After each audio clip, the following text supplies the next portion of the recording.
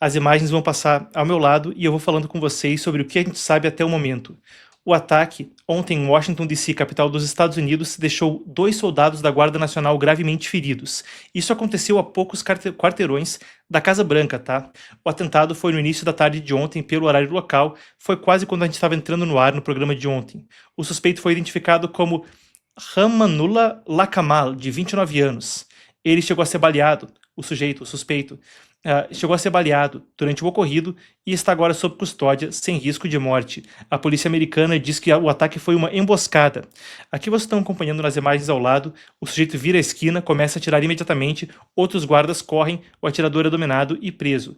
Os militares feridos são Sarah Backstrom, de 20 anos, e Andrew Wolf, de 24 anos. Nenhum dos dois faleceu, os dois passaram por cirurgia, mas estão em estado crítico.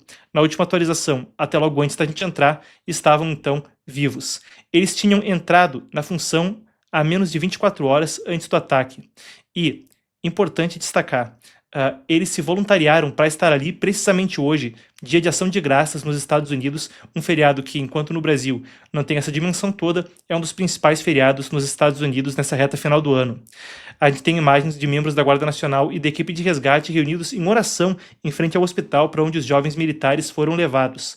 Logo depois do ataque, ontem, às 11h15 da noite, horário do Brasil, 9h15, horário da costa leste dos Estados Unidos, então Trump se pronunciou. Ele que está em Mar-a-Lago agora, não na Casa Branca. Ele passa o feriado de ação de graças com a família na sua residência. Confira então a fala do presidente americano. This heinous assault was an act of evil, an act of hatred, and an act of terror. It was a crime against our entire nation. It was a crime against humanity. As President of the United States, I am determined to ensure that the animal who perpetrated this atrocity pays the steepest possible price. Como ele disse então, o atentado sendo investigado como um ato de terrorismo internacional. A gente também tem informações, mesmo que limitadas até o momento, a respeito do atirador. É o afegão Lakamal, que entrou legalmente nos Estados Unidos em 2021 durante o governo Biden. Ele recebeu um visto humanitário por meio de uma operação chamada Allies Welcome. Em português, Operação Aliados Bem-vindos. Explicando, esse é um programa que foi criado depois da retirada caótica das tropas americanas no Afeganistão, que acabou, em última instância, permitindo a retomada do país pelo Talibã, um grupo terrorista. Quando há uma ocupação tão longa, uma presença tão longa dos Estados Unidos no país, dá para se imaginar que muita gente vai ter que estar envolvida para apoiar aquilo lá. Intérpretes do idioma Dari, gente para, sei lá, vamos supor a cozinha de uma base militar, por exemplo. É o tipo de gente que, no instante onde não há mais presença das tropas americanas, tem um risco de vida real com o Talibã depois do ocorrido. E já havia polêmica nos Estados Unidos por causa de tradutores em invasões anteriores, por exemplo, alguém que está traduzindo para um oficial americano no Iraque. Assim que os americanos saírem, esse sujeito corre risco de vida imediato. Com os americanos ali, já corre um risco de vida imediato. Então o objetivo dessa operação era reassentar os afegãos que estivessem vulneráveis, incluindo os que trabalharam com as forças dos Estados Unidos. Esse é o caso até do Lakamal, o suspeito nesse caso, tá? Ontem, o diretor da CIA, John Ratcliffe, revelou que o atirador tinha trabalhado com órgãos do governo americano, incluindo a própria CIA. Aqui a gente tem a identidade dele, comprovando a atuação junto a uma força parceira em Kandahar, no Afeganistão. Aí, depois de 2021, quando ele entrou no país, a linha do tempo é a seguinte. No ano passado, ele pediu a mudança de status para asilo político. O pedido foi aprovado em abril desse ano, já na administração Trump. Trump também falou sobre a entrada do suspeito no país. Vamos conferir então o que falou o presidente americano novamente.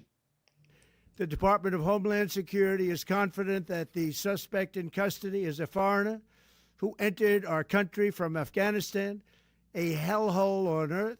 He was flown in by the Biden administration in September 2021 on those infamous flights that everybody was talking about.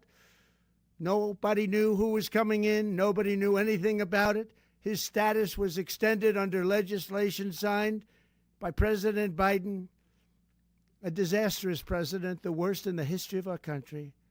This attack underscores the single greatest national security threat facing our nation. The last administration let in 20 million unknown and unvetted foreigners from all over the world, from places that you don't want to even know about. No country can tolerate such a risk to our very survival. O atirador, então, morava no estado de Washington. Explicando, tem Washington, D.C., o Distrito de Colômbia, que é o Distrito Federal americano. O estado de Washington fica no extremo oposto do país, do outro lado, na costa oeste.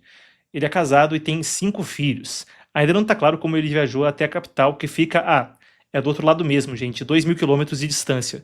O diretor do FBI, Kash Patel, também falou sobre as investigações que acontecem na casa do atirador e também tem aí busca e apreensão e operações do FBI acontecendo em outras casas, em outras partes do país. A gente tem aqui a fala, então, de Kash Patel.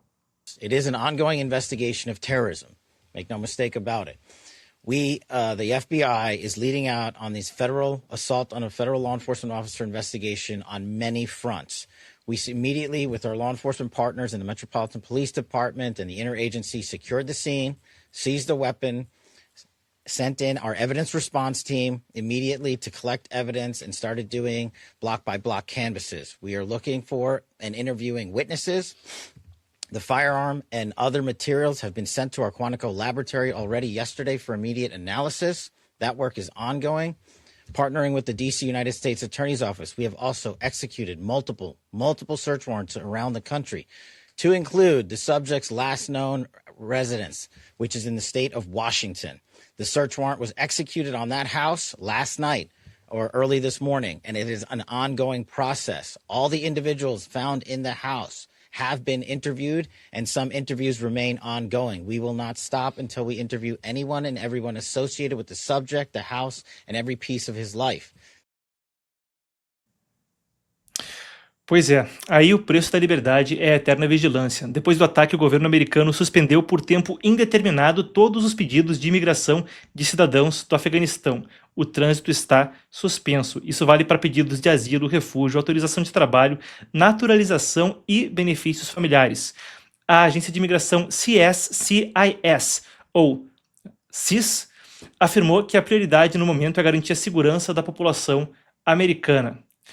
O atentado aconteceu na véspera, claro, como a gente falava já no início do programa do Dia de Ação de Graças. Para os americanos, especialmente os cristãos, o feriado tem um peso muito grande, um peso emocional até similar ao da noite de Natal. É o dia em que as famílias se reúnem para agradecer pelas bênçãos do ano.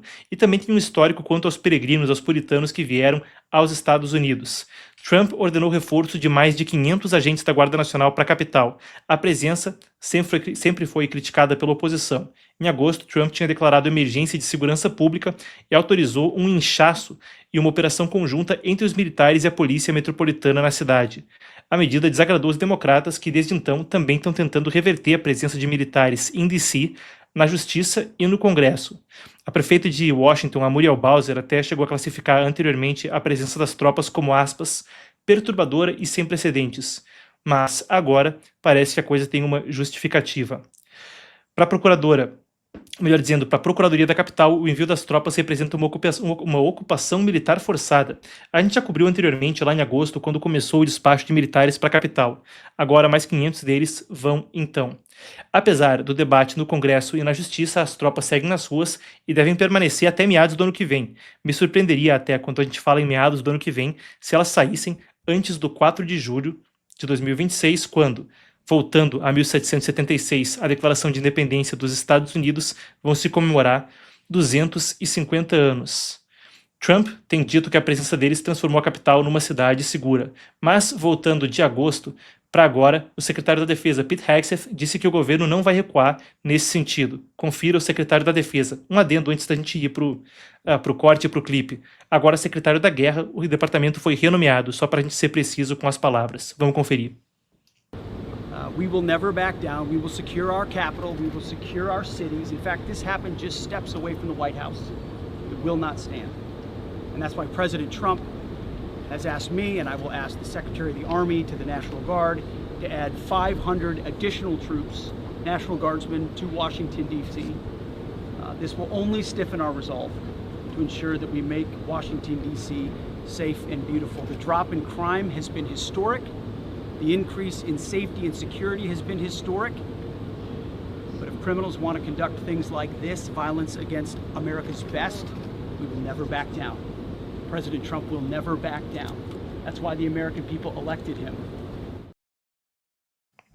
Pois é, E aí, indo da notícia para análise, é um debate delicado. Quando se fala do Afeganistão, a gente está falando a respeito de uma situação na qual, em invasões americanas similares, em presença militar americana similar no exterior, muitas vezes teve gente que ficou para trás. Pessoas que abandonaram seus trabalhos no país para trabalhar junto ao exército americano e, de alguma forma, trabalhar no entendimento deles para o melhoramento do próprio país em cooperação com os Estados Unidos. Muitas vezes foram deixados para trás. Muitas vezes tradutores enfrentaram burocracias de anos para conseguir asilo nos Estados Unidos.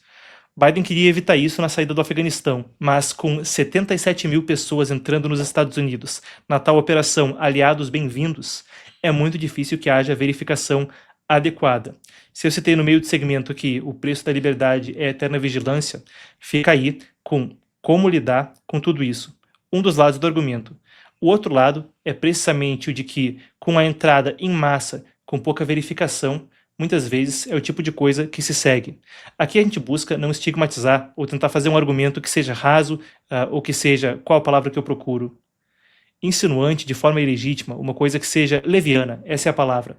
Entretanto, existe um argumento sobre como, muitas vezes, a integração cultural deixou a desejar e, muitas vezes, grupos grandes de imigrantes entrando em massa no mesmo país, ao mesmo tempo, trouxeram problemas de segurança pública.